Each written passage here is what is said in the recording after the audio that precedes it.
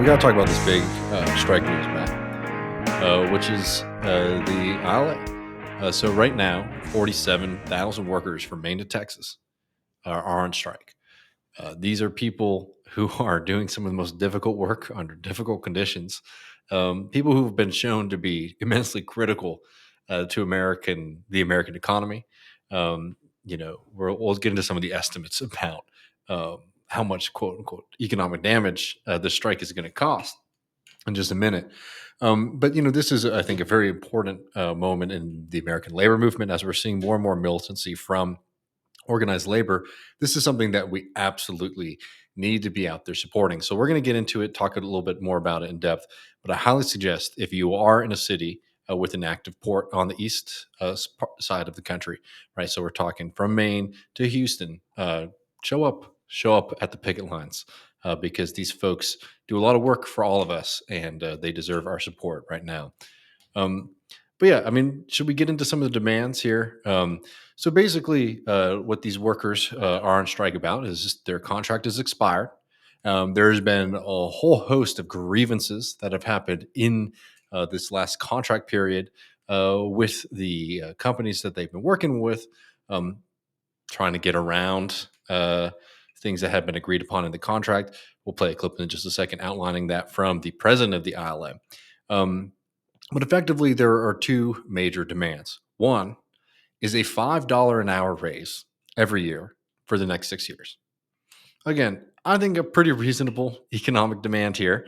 It's been pretty tremendous to see people fucking doing company disinformation or propaganda for free on Twitter. We'll get into some of those folks in just a minute. But $5 an hour, very, very reasonable for these workers who, again, are absolutely critical to the economy. As we all know, shipping has become more and more important to global capitalism. And that work is also becoming more and more difficult as those ships and the amount of cargo that they're holding is getting larger and larger and larger.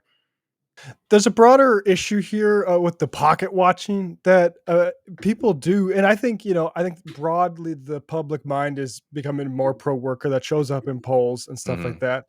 But there is this thing where it's like they're asking for how much. W- Yeah. It it's never when these same companies, when the people who work in the fucking office are making Hmm. millions and millions of dollars and giving themselves giant bonuses. That's just like a natural part of the landscape, right? And that's pretty awful example of capitalist ideology that's widely shared, and it's crazy how sort of like fast it rears its head in moments like this. I totally agree, and it is one of those things where you see how like effective I don't we're like we need to get into the details about this contract and stuff, but we're seeing crazy things like people have been like these guys are making $500,000 a year, right? Just made up numbers, kind of insane shit to try to derail and harm the strike. When what everybody should be learning from these kind of things, be it the UAW workers or the workers in the ILA, is that being in a union and showing solidarity with your fellow workers and the people on the floor with you is a really good thing for everybody. And all working people deserve much more than they get. And if I see one of these guys making a lot of money, you know what I say? Hell yeah, good for you because you do a lot. So let's get into this really What quick can we because learn from you? What yeah. can we learn and apply elsewhere? Jeez. um, so as we noted before, shipping has become more and more important to global capitalism. That work is becoming more and more difficult, and companies, as we have seen from the insane way that logistics is run in this country, from things like how these companies in the railroad industry were trying to push and limit safety protections for workers. As this has become more and more important to global capitalism, as the expectations of these workers are increasing, these companies are wanting to not keep up with their payments to these workers in terms of increasing their wages, and also trying to skimp on safety protections for them. So these workers are asking for their fair share in terms of wages. Some of these people are making as little as $20 an hour. There's a great video by PJ Evans at the More Perfect Union that goes into detail about this, which is an absolutely ridiculous wage for somebody who's doing this kind of critical work for all of our communities here. So they're asking for higher wages. They're also asking for protection from automation because more and more companies are trying to use dangerous technologies to undercut labor because they don't want to have to negotiate with these people, and they don't want to have to share the profits that are created through all these other workers. And just like with the railroad strike or the potential railroad strike and the issues in the railroad industry, these companies are also trying to limit the amount of workers needed to do certain jobs, which means you could be doing very dangerous work by yourself. And if something happens, if something breaks, if something falls on you, if you get injured, it means you might be lying on the floor for a long period of time before somebody's able to call for help and help you out. I mean, we've just seen a company in Baltimore, a Mm-hmm. negligent shipping company, Mm-hmm. crash a barge and collapse a ship across a bridge. And that it had a skeleton crew aboard it, right? Mm-hmm. Like this is, and I mean East Palestine, like I mean there's a giant, I mean I don't know if this is strictly related to downsizing, but there's Mm-hmm. a No, this is chlorine safety. I mean, pipe. I'm sorry. Right, We're yeah, talking people who are shipping our food. We're talking people who are shipping yep. our vehicles, chemicals, all these kind of things. Yeah, no, I want these people to be in the best conditions that they can be in. I don't want them to be overworked. I don't want them to be tired. I want them to be able to live a good life outside of work. And I also certainly don't want people to be doing jobs that should be done by a Yeah. few men, having just one person doing it. I mean, the idea that people with their wages can live a very and not all this middle class bullshit that Kamala Harris says, like start a small business on the side or do crypto or some bullshit. No, you uh, um, uh, you contribute to the society in the most vital ways. What did we call it during the pandemic? Essential workers. Yes, sir. But who got the essential profits for that during that Mm-hmm. time? It was the people up top that are fighting these guys. Mm-hmm. So we're going to get all this kicking and screaming from the companies. And again, people, Democrats is doing it for free online for some reason. Um, JP Morgan has estimated that this strike will cost between $3.8 billion to $4.5 billion a day. A day. Damn. It sounds like these guys create a lot of value, right? And do a lot of very important work for our economy. And people are over here talking about a $5 raise every year is too much. Are you kidding me? Like, are you seriously kidding me? I do not give a shit about how you want to stretch those numbers to try to worry some people on TikTok and Twitter and things like that. That is unbelievable. We're talking about people who do work that JP Morgan is now saying these guys are guys who are trying to help out the workers, right? JP Morgan is out here saying the cost of the US economy will be around 3.8 to 4.5 billion dollars a day. That is how essential these workers are to our economy, and people are crying about $5. Unbelievable. Let's play a little bit of this video here. I can pull it up for us. This is the president of the ILA, who's a very, very great speaker. Over the weekend, the past Secretary of Labor Julie Sue has been terrific. She's knocking down doors. She's trying to stop this. She's trying to get us to a media where we can have a fair negotiations. It's the companies that don't want to. They don't want to sit here and be fair. So that's why we're out here fighting for our livelihood. What more from the automation do you want? What more protections could there be? What more? Yeah, they have language in there now. Not strong enough, because what happens is they come in with new technology. We just caught them in Mobile, Alabama, called AutoGate, and that means the trucks are coming in and they're already checked in somewhere else and not using the checkers in the ILA. Circumventing the contract. They don't care. They don't care. It's not fair. And if we don't put our foot down now, they would like to run over us, and we're not going to allow that. You are going to grind the economy to a halt here on the East Coast and the Gulf Coast. No, not us. They are. Don't spin it now, because you're Fox News. They're going to drive it. But are you Hell worried? yeah. They're going to drive it. Are you worried that this They have the strike? capital to settle this thing. Are you worried that this Boom. strike is going to hurt the everyday American, the farmers that need to reach the export market? They're Listen, telling me that they're going to hurt through Now all you of this. start to realize who the longshoremen are, right? Nobody cares. People never gave a about us until now, when they finally realized that the chain is being broke now. Cars won't come in. Food won't come in. Clothing won't come in. You know how many people depend on our jobs? Half the world. And it's time for them and time for Washington to put so much pressure on them to take care of us, because we took care of them and we're here 135 years and brought them where they are today, and they don't want to share. And I'm done. Awesome. Yeah, I mean, as simple as that. Let's pull this down real fast. I mean, truly, just as simple as that. The math is done. The kind of scare tactics that we're going to get from the media, and we'll get some from some writers and political figures in just a second, is all bullshit. It's all bullshit. This is just a way for some of the greediest people in this country, people who are running companies that are making profits. As he noted in another interview that I saw, it's like when he first started working there, companies would be making profits in the millions, right?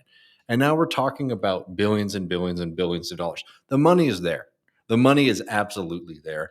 And what they're trying to do is they're trying to get away with not paying people for the historical work that they've done to get this industry to the place that it is today. And then also trying to undercut the safety and put those people's lives in danger while also refusing to pay them what it is that they're worth. And this is just one of those things. These workers have a huge advantage because this is a very strategic industry. Full support to them. I think it would be better for everybody out there if these companies show up to the bargaining table and accept the demands of these workers who do this critical work for us, instead of drawing this kind of thing out. Because the fact of the matter is that if the strike does go on for a long while, and things and prices of goods do increase, it's the company's fault, not the worker's fault. Yeah, exactly. And they know that too. And the companies will try to spin it using their messengers in the media for maximum political advantage for themselves. But absolutely, like, rock solid media hit there from that guy. No, I mean, really killed That's it. awesome. No, I mean, I always love seeing the union guys like that do Fox News on the street interviews because they usually hit them pretty hard, which I always They haven't went through the pod people sort of media training that all politicians go through. Yeah. So, this is a very important moment. As you saw there, we opened up talking about the important work that we're seeing from the Secretary of Labor. The Teamsters have come out in support and have reminded the Biden administration correctly, in my opinion, to not try and break this strike. It's everything that we've seen so far from the Biden administration has been that they're not going to touch it. Makes sense. It'd be real disastrous for them to do it. Very reasonable thing for people to be worried about, given the fact that the Biden administration very famously broke a strike in recent memory. But full out support for them. Let's get to some people who are having a hard time with this news, Matt. At this point, I'm sort of picking from the bunch, but I think these might be the two best folks. One has been kind of interesting watching these new right figures who, supposedly are supposed to be all about labor now. We've seen some of these guys calling for the Marines to break this strike. One guy who has been trying to flirt and have it both ways is Richard Hanea. Do I always say his name right, Matt? I always feel like I mess it up. His name is Richard Hanania. People may know that he went by a pseudonym on Nazi message boards. And I'm looking up that pseudonym now, but Richard Hanania is his name, a real bottom dweller. Real bottom dweller, race science guy. We've talked about in the bonus episode about how he and Richard Spencer have been trying to do this pivot to the center to a certain extent because they don't like whatever's going on the MAGA side. This is what he said about the strike. The fear many Americans have about Democrats is that they can't stand up to interest groups within their coalition. This happened with teachers' unions during COVID and woke crazies over the years. If Biden lets unions wreck the economy in the month before the election based on anti-technology demands, these fears will be proved right, and the Democratic ticket will deserve whatever happens to it in November. So that's the poster child of the right there. His brother murdered dogs, threw him off a parking lot. So I think that's what's relevant with regards to Hanania. Also, Robbie Soev, eyes on you, buddy. I know you like to retweet that guy. So this libertarian right wing guys. Oh, But I mean, the right yeah. has been. The thing is we'll get into some of the Dem stuff in a second, but the thing is that the right has been horrendous on this, as you could expect. This is Dylan Matthews. People may or may not remember this fella and this name. One of the main writers at Vox, right, which represents a very particular kind of Democrat and liberal thought here. Dylan Matthews, who's responding to Jeff Stein's tweet about Joe Biden, because again, Joe Biden said that they are not going to intervene here. Dylan Matthews says, refusing to invoke Taft-Hartley to avert a devastating port strike that threatens to cause inflation to come roaring back weeks before an election in which Democrats will lose ILA members in a landslide is the perfect encapsulation of Dems' cargo cultish approach to labor. So one beautiful thing, it's always wonderful when people can come together, far-right freaks, race science freaks, and wonk policy nerds coming together to say, hey, these workers don't really deserve too much. It's interesting he says the words cultish devotion, because just a quick search of his tweets, when I search labor on Dylan Matt, that tweet comes up. It's the one tweet I've seen from Nice. Dylan Matt. But cultish devotion, no results for either Gaza or Israel. So Wow. interesting. Totally. Well, Matt, I mean, we'll be keeping folks up with this. Hopefully, this ends within a few days. I mean, it's going to cost these Kappa's companies a got a lot of cave. money, and they got a cave. It's pretty simple. I could, people want to go on my Twitter. I've been retweeting and responding to a lot of these Democrats accounts and Biden people who are basically pushing a conspiracy theory that the that the longshoremen are in it with Trump to try to sink Kamala Harris. And I'll tell you this right now, just kind of bluntly. There is a whole world out there that exists outside of your obsession with horse race politics. And no, these workers are going on strike because their contract expired and the companies are refusing to come to the table. Is the assumption here that the longshoremen should take a shitty contract and wait till 2030 so that it doesn't hurt Joe Biden and Kamala Harris? Or should maybe we be seeing a much more...